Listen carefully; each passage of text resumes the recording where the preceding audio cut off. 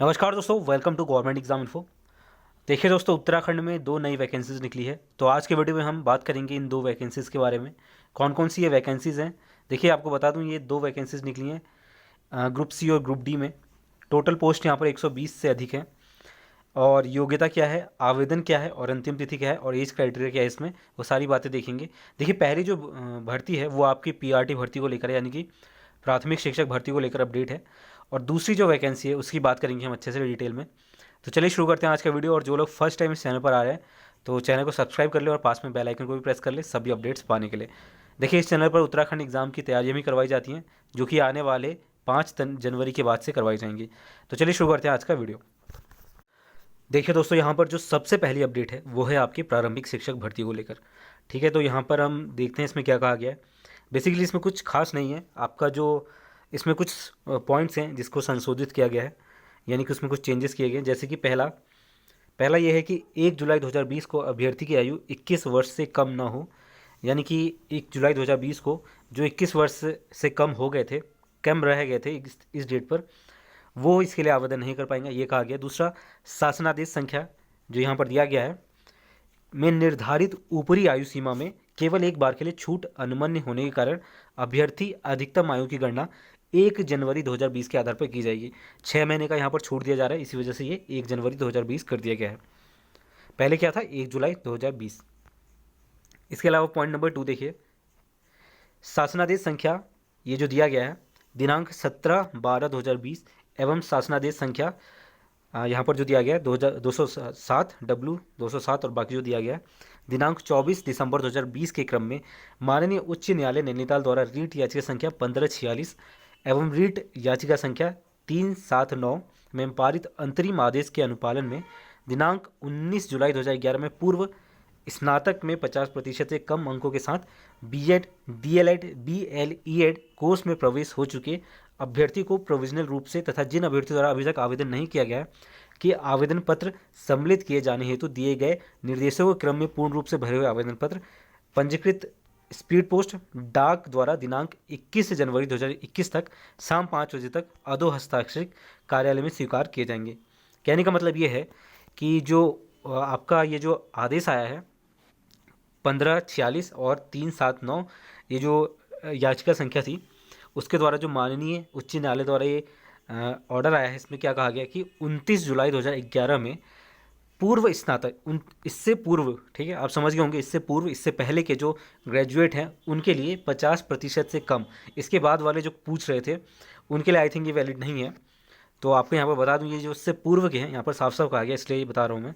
तो 50% से कम अंकों के साथ जिन्होंने बीएड किया है, डीएलईएड किया है या फिर बीएलईएड किया है, जो कोर्स में प्रवेश हो चुके अभ्यर्थी को प्रोविजनल रूप से यहाँ पर आवेदन करना है, या फिर जिन जो प्रोविजनल रूप से थे उनको आवेदन करना है, या फिर जिन अभ्यर्थियों द्वारा अभी तक आवेदन नहीं किया गया है वो यहाँ पर इसके आवेदन कर सकते हैं। कब तक कर सकते हैं, 21 जनवरी 2021 तक। ठीक है, इसमें थोड़ा कन्फ्यूज़न है, एक बार और देख लीजिए। 29 जुलाई 2021 से पहले के जो ग्रेजुएट हैं, बीएड वाले, डीएलईएड वाले या फिर बीएलईएड वाले, तो जिनकी 50% से कम है वो भी अब इसके लिए आवेदन करेंगे। आवेदन नहीं किया है तो पूर्ण रूप से भरे हुए आवेदन पत्र आपको यहाँ पर देना है। ठीक है, 21 जनवरी 2021 तक शाम 5 बजे तक।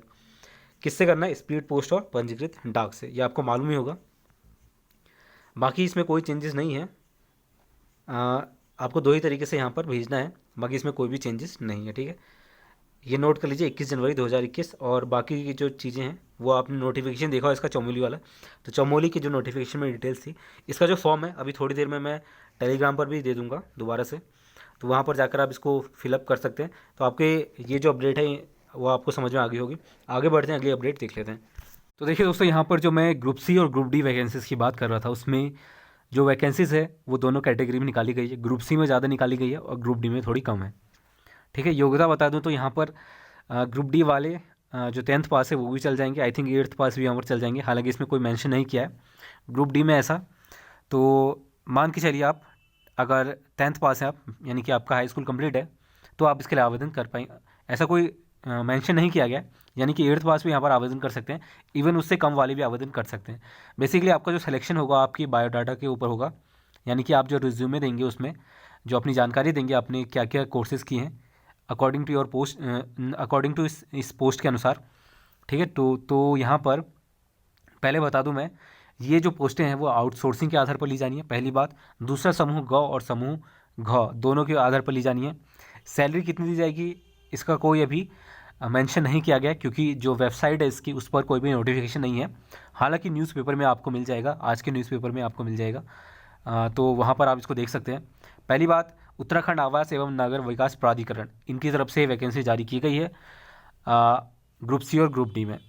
अब आपको बता दूं इसमें क्या कहा गया। उत्तराखंड आवास एवं नगर विकास प्राधिकरण UHUDA तथा जिला स्तरीय विकास प्राधिकरणों में आउटसोर्सिंग के आधार पर समूह ग तथा समूह घ कर्मचारियों को उपलब्ध कराने हेतु अपना tech consultancy services private limited, इनके द्वारा ये वैकेंसीज निकाली गई हैं। द्वारा निम्न पदों के लिए आवेदन आमंत्रित किए जाते हैं। इसमें आपसे कोई भी फीस नहीं मांगी गई है, पहली बात तो ये है, तो ये ध्यान में रखिएगा। दूसरा, सिस्टम एडमिनिस्ट्रेटर पहली पोस्ट है इसमें, जिसकी कि 2 वैकेंसीज़ हैं, ग्रुप सी लेवल की होगी।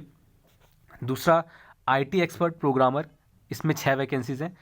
इसमें जो योग्यता मांगी जाएगी, हालांकि इसमें कोई मेंशन नहीं किया गया कि योग्यता क्या है, लेकिन आप मान के चलिए अगर आपके लिए डॉक्यूमेंट वेरिफिकेशन के लिए तभी बुलाया जाएगा जब आपके पास कोई कोर्स की डिग्री हो, यानी कि कोई सर्टिफिकेशन कोर्स या फिर डिप्लोमा कोर्स हो जो इस एक्सपर्टीज़ में हो, यानी कि IT एक्सपर्ट हो या फिर प्रोग्रामर हो।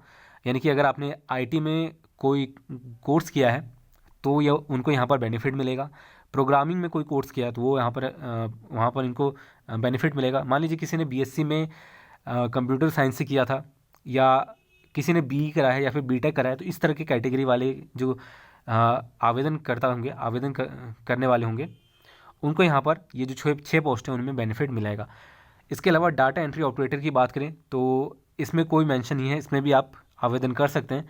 बेसिकली आपको ग्रेजुएशन वाले भी कर सकते हैं और 12th प्लस वाले भी कर सकते हैं, 12th पास वाले भी कर सकते हैं। ठीक है, 81 पोस्टें, काफ़ी पोस्ट हैं। इसके अलावा वाहन चालक और अनुसेवक चौकीदार सफाईकर्मी 11 और 22 पोस्ट हैं।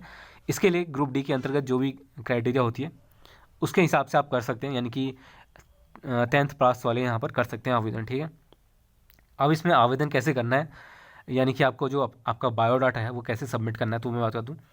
इसमें दिया गया है, इच्छुक अभ्यर्थी 2 फोटो तथा बायोडाटा के साथ सत्यापन करेंगे jobs.uhuda@gmail.com, ये ईमेल एड्रेस दिया गया है। तो आपको क्या करना है, अपना एक रेज्यूमे बनाना है जिसमें आपकी बायोडाटा होगी, आपका नाम, आपका जो डिटेल होता है बेसिकली, वहाँ पर अपना फ़ोन नंबर भी दे दीजिएगा। ठीक है, या फिर ईमेल अगर देना चाहें तो दे सकते हैं, वरना आप फ़ोन नंबर दे दीजिए जो आप यूज़ करते हैं। उसके बाद अपने डिटेल, अपना जो कोर्सेज़ किया आपने, जैसे सबसे पहले आप दे दीजिए आपने हाई स्कूल कहाँ से किया है, उसमें आपके क्या मार्क्स थे। उसके बाद 12th लेवल का आपने जो कंप्लीट किया वो कहाँ से किया है। उसके बाद आपने ग्रेजुएशन किया है तो वो कहाँ से किया है, कोई डिप्लोमा कोर्स किया है या फिर कोई एक्सपर्टीज़ में कोई कोर्स किया है IT वगैरह में या फिर प्रोग्रामिंग में, तो वो वहाँ पर आप देख सकते हैं। ठीक है, लगा सकते हैं। इसमें आपको कोई भी फ़ीस नहीं देनी है, सिंपली यहाँ पर आप अपना रेज्यूमे इनको सबमिट करेंगे। ठीक है, 2 फोटो भी यहाँ पर मांगी गई है तो वो भी आप वहाँ पर दे सकते हैं। तो इस ईमेल एड्रेस पर आवेदन करना है, उसके बाद रजिस्ट्रेशन करवाने की प्रक्रिया यहाँ से पूर्ण करेंगे आप। ठीक है, इसके लिए शायद आपको कांटेक्ट किया जाएगा, इसमें कोई भी बात मेंशन नहीं की गई है। अगर इसको लेकर कोई जानकारी मिलती है तो आपको बताया जाएगा, इसी चैनल पर आपको बताया जाएगा। टेलीग्राम से आप जरूर जुड़ जाएँ, वहाँ पर भी आपको अपडेट मिल जाएगी। इसके अलावा देखिए, UHUDA चतुर्थ स्थल राजीव गांधी बहुउद्देशीय भवन डिस्पेंसरी रोड देहरादून में HR एजेंसी पटल पर रजिस्ट्रेशन तथा प्रमाण पत्रों का सत्यापन करवाएं। कहने का मतलब ये है कि आपको फिजिकली वहाँ पर जाना पड़ेगा, खुद से जाना पड़ेगा और डॉक्यूमेंट्स का वेरिफिकेशन करवाना पड़ेगा। देखिए, एक बात कंफर्म कर लीजिएगा, इसमें ये मेंशन नहीं किया गया है कि इसको पहले ही करवा लेना है या फिर सिर्फ ईमेल एड्रेस में सबमिट करने से हो जाएगा, ऐसा कुछ मेंशन नहीं किया गया है। लेकिन पहले आप इसको ईमेल एड्रेस पर सबमिट करेंगे जो यहाँ पर कहा गया साफ साफ। उसके बाद अगर आपके पास कोई इन्फॉर्मेशन नहीं आती तो आप क्या कर सकते हैं, इनकी वेबसाइट पर जाइए UHUA.org, UHUDA.org पर आप सिंपली UHUDA सर्च करेंगे तो आ जाएगा वहाँ पर पहले ही ऑप्शन। वहाँ पर जाइए, वहाँ पर जाने के बाद कुछ कॉन्टैक्ट डिटेल वहाँ पर दी गई है, उस पर कॉन्टैक्ट करके देखिए, वहाँ से आपको इन्फॉर्मेशन मिल जाएगी। ठीक है, आवेदन सत्यापन करवाने की अंतिम तिथि 15 जनवरी है। तो जो भी इंटरेस्टेड है इसमें वो इसके लिए आवेदन कर लें, कोई फीस क्राइटेरिया नहीं है। आपका जो डॉक्यूमेंट के हिसाब से, बेसिकली आपने जो कोर्सेज़ किए होंगे उसके हिसाब से इसमें आपका सिलेक्शन होगा, कोई एग्ज़ाम नहीं होगा, शायद इंटरव्यू लिया जाए आपका, हालांकि इसमें मेंशन नहीं किया गया। पर प्रमाण पत्रों का सत्यापन करते वक्त कुछ जांच वगैरह की जाए तो उस वक्त शायद आपसे कुछ पूछा है। तो ये सारी चीज़ें हैं इसमें।